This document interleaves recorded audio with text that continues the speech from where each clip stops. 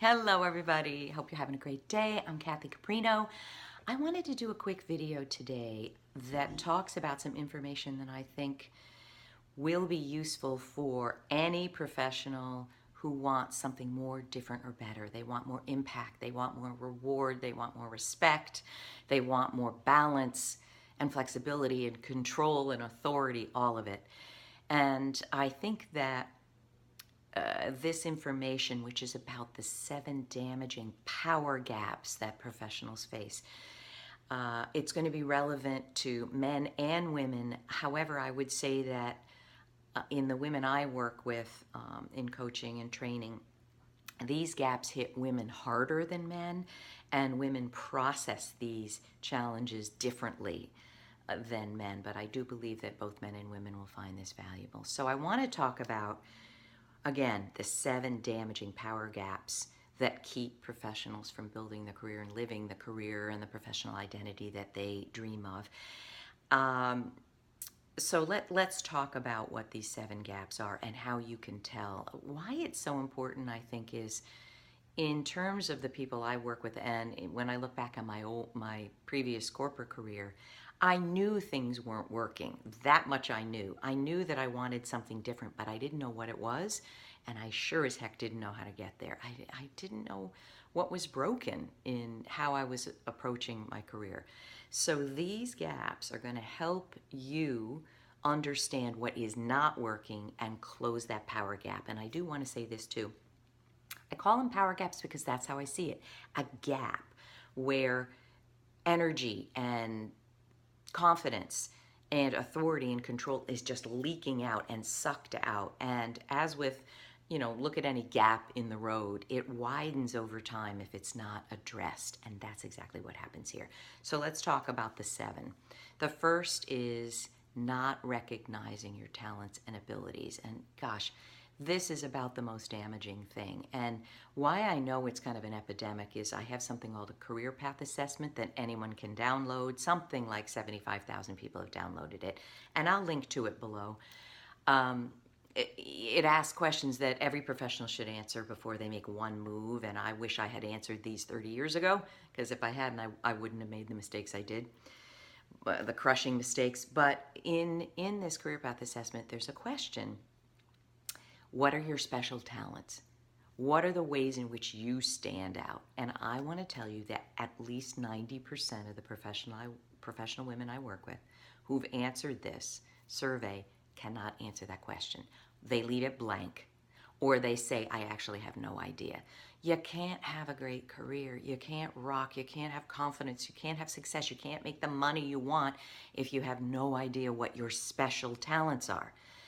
And, I've done lots of videos and I have lots of posts on how do you figure that out. But how you know you have a challenge on this is you tell yourself, I'm not special or talented in any way. If you say that to yourself, you know you have this power gap. And again, for tips on how to close these power gaps, reach out to me. I have one-on-one career coaching programs. I have courses. I have all sorts of training materials. This is just about helping you identify if you have this gap. Number 2, power gap number 2, communicating from fear and weakness, not strength. And you know you have this when you tell yourself, I can't speak up authoritatively or confidently. This is so many women that I work with, and I'm telling you, even CEOs on down. It's not just junior level people or people starting out. It's women with outside influence, but they don't feel they can speak up. And how do I see this? They don't know how to talk about what they do, what they've done, what their accomplishments are. They're afraid of appearing like a braggart. They're afraid of saying, yeah, this is what I did. And of course, we don't want to be a narcissist and claim credit where credit is not due, but where it is due, you got to talk about it, right? So that's gap number 2. Gap number 3 is a reluctance to ask for what you deserve. Gosh, there's so much research. Let's look at one statistic. The research says that 57% of men negotiate the very first salary out of school, and only 7% of women do. I mean, if you just look at that statistic, that is one of the key reasons women fall immediately behind in compensation and benefits. If you are behind your male colleagues right out of the gate, you're going to be behind for your entire career. And one study I read said it's going to take something like 8 years more of work for you to even catch up. You gotta learn how to ask for what you deserve, and you've got to learn how to build a case. It can't be an emotional thing. Woohoo, I feel like I'm great and I deserve it. You have to build a strong case, and you have to know how to ask. So you have this gap if you tell yourself, I deserve a raise and promotion, but I have no idea how to ask or where to begin. The fourth gap is isolating from influential support. So, wow, what this means is if you are not networking, if you're not on LinkedIn, building connections, if you're not going to industry meetings and association meetings and conferences and putting yourself out there and building a tribe of people that would take a bullet for you, who would be your ambassadors. If you're networking in the wrong room, if you're only networking with people at your level who do not have influence and clout to open doors for you, you're not going to have the success you dream of. And you have this power gap if you say to yourself, I hate networking and I hate connecting with strangers. It's so awkward and uncomfortable. And I know a lot of you who are introverts are going to tell me, yeah, this is even harder for me. And it is, and I see that. But we have to work through that. You cannot let your introversion and or your shyness stop you from reaching out to influential support. It's going to hurt you. Gap number 5 is acquiescing instead of saying stop. Man, I want to tell you, I've had all of these power gaps. I work on all of these power gaps continually in my own life. But in my corporate career 18 years ago, boy, did I have this. I faced discrimination. I faced sexual harassment. I saw it around me. I saw abuse and unethical and illegal behavior, and I didn't know how to say stop. Well, now I know.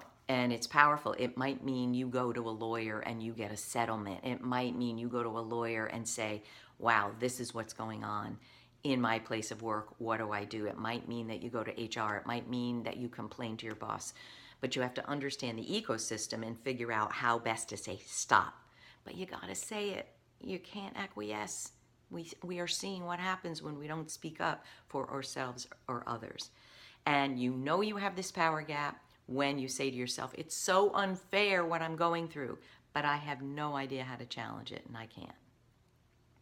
Gap number 6 is losing sight of a thrilling dream. I want to tell you, because I work primarily, my sweet spot is mid to high level career people and midlife career professionals.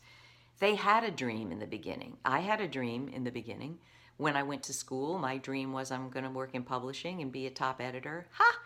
I just bailed on that dream the very first job out of school. If you lose sight of the dream that you have, you're going to suffer. You've got to identify what is the vision for what you're doing in the world. And if you lose sight of it and don't honor it, you're just going to suffer. You got to get back in touch with that dream and then take micro steps to get to that dream. You have this gap when you tell yourself, I have no idea what would make me happier or how I'd even get there. Okay? Gap number 7, and this might be the most potent and the most crippling one, is that you're allowing the past trauma you've experienced to define you and to continue to flatten you. The women I hear from, and also the men, almost always have something that happened in the past that they can't get over. Either they were fired or laid off, or they had a toxic boss, or they were backstabbed, or they were passed over, or they were discriminated against, and they cannot get over it. And you have this gap when you tell yourself, when you admit to yourself, I'm devastated by what happened, and I can't get over it. So I would love you to think about, I'm going to post my Forbes article that outlines all of these down below. Please look through these gaps. Please identify what you're suffering with now and take a step to close that gap. I hope this is helpful. Please share with me what you got out of this. And I hope this moves you forward. Thanks so much. And I'll see you soon.